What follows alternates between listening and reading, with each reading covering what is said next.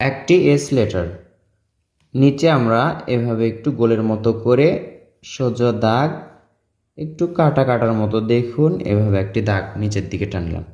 এরপর এখান থেকে আবার আরেকটা দাগ একই রকম করে টানলাম এবং মিলে দিলাম।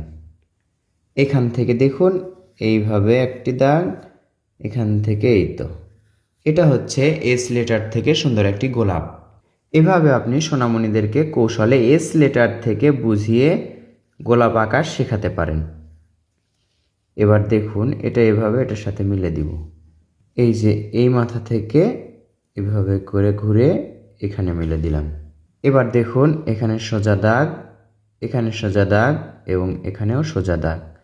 এখানে দেখুন এইভাবে একটি পাপড়ি আঁকবো, এই পাশেও এভাবে আরেকটি পাপড়ি আঁকবো। সুন্দর একটি ফুটন্ত অর্ধ ফুটন্ত গোলাপ ফুল। দুই পাশে দুইটা পাতা আঁকলেই আরো সুন্দর লাগবে। পাতাটা আমরা সহজে এইভাবে আঁকবো। এই তো। কেমন লাগলো ফুল আঁকার কৌশলটি কমেন্ট করে জানিয়ে দিন।